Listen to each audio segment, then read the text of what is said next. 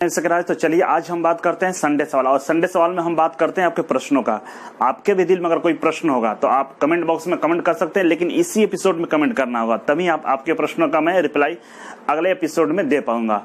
तो चलिए आज बेहद ही इंपॉर्टेंट प्रश्न है। इससे पहले आपको बता दें, अगर आप मेरे फेसबुक ग्रुप में नहीं तो वहां ज्वाइन कर लीजिए। वहां 12,000 बच्चे हो गए हैं जो आपस में डिस्कस करते हैं, बहुत सारे जॉब्स को लेकर, बहुत सारे टेक्निकल प्रॉब्लम्स को लेकर, बहुत सारे वहां पे जो प्राइवेट कंपनियों में जॉब आते हैं ना उसका वहां पे पोस्ट कर देते हैं। तो इससे आपको बहुत सारा चीज बेनिफिट मिलेगा। अगर छोटी छोटी जो प्रॉब्लम आपको होती है, जैसे एडमिट कार्ड नहीं डाउनलोड हो रहा है या एग्जाम डेट कब है, कहाँ जाना है इत्यादि की जानकारी चाहते हैं, आप वहां कमेंट करेंगे। बहुत सारे कमेंट आपको मिल जाएंगे वहां से, जो बच्चे उसमें ग्रुप में लगातार कमेंट करते रहते हैं, तो आपको इसकी जानकारी मिलेगा, बहुत चीज आपको अपडेट होता रहेगा। तो आप इस ग्रुप को ज्वाइन कर सकते हैं। डिस्क्रिप्शन बॉक्स में इसका लिंक मिल जाएगा जहां से आप डायरेक्टली ज्वाइन कर सकते हैं। तो चलिए शुरू करते हैं। आज का जो प्रश्न है सबसे बेहद इंपॉर्टेंट प्रश्न है कि यूपीपीसीएल का ऑनलाइन जो फॉर्म अप्लाई किए थे, अप्लाई करना था, वो अप्लाई नहीं हो पा रहा है, जबकि डेट 1 अप्रैल से था, अभी तक फॉर्म नहीं अप्लाई हो पाया है। ऐसा लग रहा है कि 1 अप्रैल मूर्ख दिवस था, जैसे मूर्ख तो नहीं बनाया गया है ना, इस टाइप का लोग संभावनाएं जता रहे हैं, लेकिन ऐसा कुछ नहीं है। सीट खाली है, जितनी वैकेंसी आई है होगा, निश्चित तौर पे होगा। और थोड़ा सा डिले इसलिए हो रहा है कि चुनाव का माहौल है, सारे सिस्टम है ना चुनाव में व्यस्त हो जाते हैं। चुनाव आयोग एक ऐसा संस्था है इंडिया का जो फ्री है, इंडिपेंडेंट है, वो चाहेगा तो किसी को भी अपने चुनाव में इन्वॉल्व कर सकता है। तो लगभग हर डिपार्टमेंट के लोग चुनाव में चले जाते हैं चुनाव कराने के लिए, तो इससे भी डिले हो सकता है। और बहुत सारी जो सॉफ्टवेयर कंपनियां हैं, चुनाव में भी उन लोगों का बहुत जिम्मेदारी होता है इधर उधर करना, देखरेख करना, तो इस वजह से डिले हो रहा है। लेकिन मैं पहले भी बोला हूं, इस वीडियो से पहले भी वीडियो बनाया था, उसमें भी मैं बोला था कि चुनाव का माहौल है और जब तक प्रधानमंत्री का रिजल्ट नहीं आ जाता है, प्रधानमंत्री का रिजल्ट ही तो आएगा 23 मई को, तो उसके पहले कोई भी काम नहीं होने वाला, चाहे जो भी एग्जाम का नोटिफिकेशन आया हो। तो थोड़ा सा टाइम दीजिए, निश्चित तौर पे ये वैकेंसी होगी, कैंसिल नहीं होगी, ये कंफर्म है। डिले हो रहा है उससे आपको घबराने की जरूरत नहीं, आपको टाइम मिला है, आप पढ़िए। ये क्वेश्चन पूछा था अशोक यादव ने, अशोक यादव जी का ये क्वेश्चन था।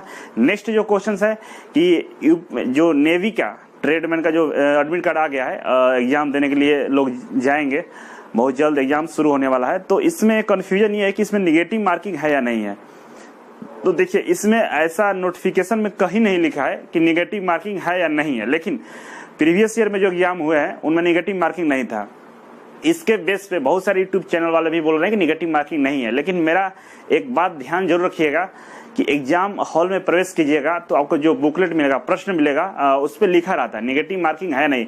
ध्यान से बुकलेट को पढ़ लेना है, इसके बाद ही आपको एग्जाम देना है।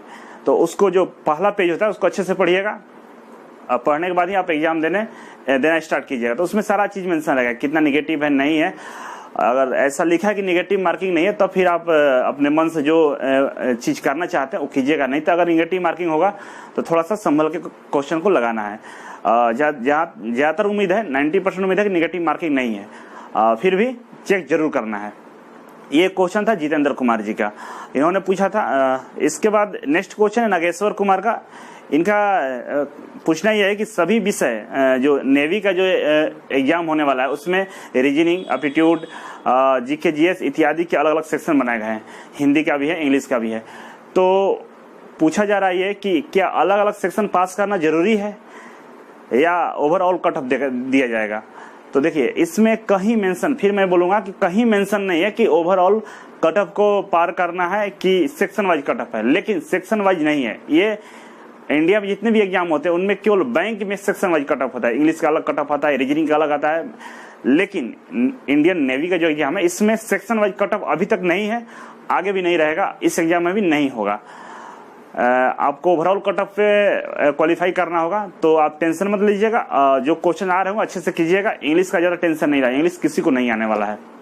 तो नेक्स्ट है एक अगला क्वेश्चन पूछा है दिनेश मीना। इन्होंने पूछा है कि फिजिकल का भी एग्जाम होगा। जैसे अभी जा रहे हैं लोग थ्योरी पेपर का एग्जाम देने, रीजनिंग, एप्टीट्यूड, मैथ या हिंदी, इंग्लिश का।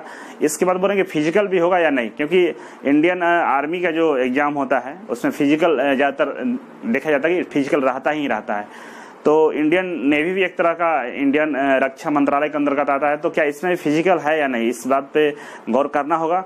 मैं नोटिफिकेशन को अच्छे से देखा, हर जगह देखा, लेकिन कहीं भी मुझे फिजिकल ऐसा वर्ड लिखा हुआ नहीं मिला। सिलेक्शन पोजीशन में फिजिकल नहीं है और आई थिंक फिजिकल इसमें नहीं होना चाहिए, क्योंकि ये ग्रुप डी का वैकेंसी है और इसमें जो पोस्ट है जिस चीज़ों के लिए बुला रहा है, जैसे माली के लिए, आपको ऑफिस स्टाफ के लिए, तो इसमें शायद ही नहीं रहेगा और कहीं मेंशन नहीं तो नहीं होगा बिल्कुल। इसके बाद जो क्वेश्चंस है वो क्वेश्चंस नहीं है। अब अपने मन से एक क्वेश्चन आप लोगों से पूछ रहा हूँ कि क्या ये चुनाव का मौसम है, ठीक, और इस चुनाव के मौसम में आप क्या डिसाइड किए हैं, आप क्या करना चाह रहे हैं। तो एक सजेशन है आप लोगों के लिए कि चुनाव कोई भी जीते या हारे, इससे आपको कोई फर्क नहीं पड़ने वाला है, देश को तो जरूर फर्क पड़ेगा। आप अपने मतों का प्रयोग अच्छे से कीजिएगा, सूझबूझ के साथ।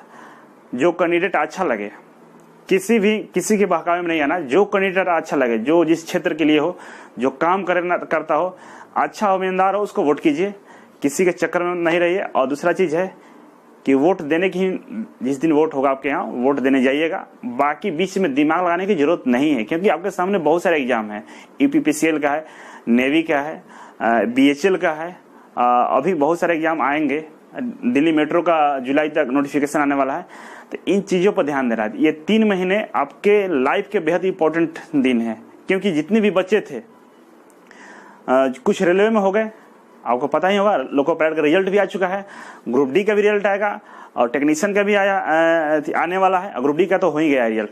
तो इस तरह से जितने तेज बच्चे थे, सारे बच्चे जो क्रीम से चले गए हैं, अपना सेटल हो गए हैं। यूपीपीसीएल में जो 27 वैकेंसी था उसमें भी कुछ बच्चे सेटल हो गए। अब बचे आप लोग, तो आप लोगों को इस चीजों में उलझना नहीं है। चुनाव बहुत ही भ्रमित करने वाला चीज होता है, खासकर विद्यार्थियों को इसमें इन्वॉल्व नहीं होना चाहिए, पढ़ाई पर ध्यान देना चाहिए। बिल्कुल पढ़िएगा, ईमानदारी से पढ़िए, 100% सिलेक्शन होगा आपका। और इस तरह का जो पोस्ट आता है आईटीआई पे, मैं समझता हूं कि ग्रुप डी में या आईटीआई करके एक बेहतर जॉब इससे अच्छा नहीं मिलता है। आप यूपीपीसीएल की ही बात कीजिए, 27,000 सैलरी है। इंडियन नेवी का ही बात कीजिए, उसमें भी आपको 25,000 के आसपास मिलेगा। बीएचएल जो राउरकेला आया हुआ है उसका भी बात करें तो 30,000 के आसपास सैलरी है।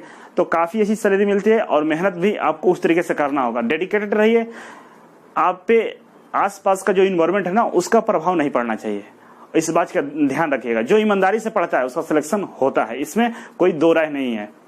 मैं देखा हूँ बहुत सारे बच्चे आते हैं मेरे पास, या मैं बहुत सारे बच्चों को काउंसलिंग किया हूँ, देखा हूँ कि जो इन चीजों से दूर रहता है, पॉलिटिक्स से, आसपास की जो इन्वायरमेंट है क्या हो रहा है उससे दूर रहता है, मात्र 6 से 1 साल मेहनत करता है ना, काफी एक स्ट्रेटजी के साथ, एक अच्छी तैयारी के साथ, एक अच्छा सूझबूझ के साथ उसका सिलेक्शन निश्चित होता है। तो आप भी अपना सिलेक्शन पाना चाहते हैं तो मेरे बातों पर ध्यान दीजिएगा। और संडे सवाल का एपिसोड आज समाप्त करते हैं। अगला संडे सवाल में हो सकता है आपके प्रश्नों का मैं जवाब दूंगा, तो कमेंट बॉक्स में कमेंट जरूर कीजिएगा। अब वीडियो अच्छा लगे तो लाइक जरूर कीजिएगा। दूसरा चीज है कि चैनल पर नए हैं तो सब्सक्राइब भी कर लीजिए और अपने दोस्तों को भी बताइए कि इस चैनल को सब्सक्राइब करें, क्योंकि आईटी से रिलेटेड जितने भी न्यूज होते हैं ना मैं आपको देता रहता हूँ। Thank you so much. फिर मिलेंगे आपसे नई जानकारी के साथ, तब तक के लिए नमस्कार।